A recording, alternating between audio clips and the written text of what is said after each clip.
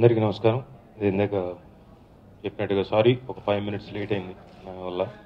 అయితే చార్సీల గురించి గత 2 రోజుల నుంచి అనుకుంటున్నాం, ఇదిగో అని చెప్పేసి ఈరోజు కుదిరింది.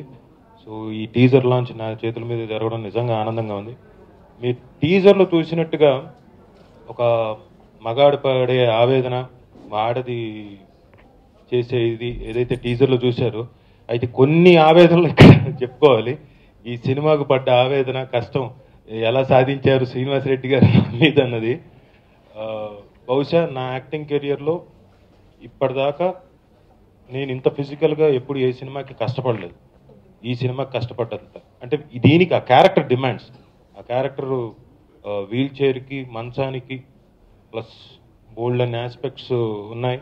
కదలకుండా ఒక చేతి మీద పాకుతూ రేగుతూ హోల్ బాడీని లాక్కెళ్తూ, సో ప్రాక్టికల్గా బోల్డ్ అంత కష్టపడ్డాం. చాలా మంచి సీక్వెన్స్లు, బోల్డ్ అన్ని ఇంట్రెస్టింగ్ ఎలిమెంట్స్ తోటి సినిమా సాగింది. With all good performances. Banerjee గారు, బ్రహ్మానందం గారు, మెల్కోటి గారు. క్యాజువల్గా ఫ్రెండ్ కదా, అందుకే ఇట్లా తింటారు అని తీసుకున్నాం. తర్వాత ఈ కోర్టుల వ్యవహారానికి వచ్చి కొన్ని కాంపన్సేషన్స్ అడిగారు. I said no. కోర్టు దాకా వెళ్ళినాక నేను ఇచ్చే అవసరం నాకు లేదు. ఎందుకంటే ఇది అతనిది కాదు, నాది కాదు. ఇట్ ఈజ్ బిలాంగ్స్ టు యుఎస్ఏలో ఒక రైటర్ది. ఎన్నో సినిమాలు, నా first picture 1983 hills have no eyes అనే సినిమానే ఆకాశంలో అయ్యా.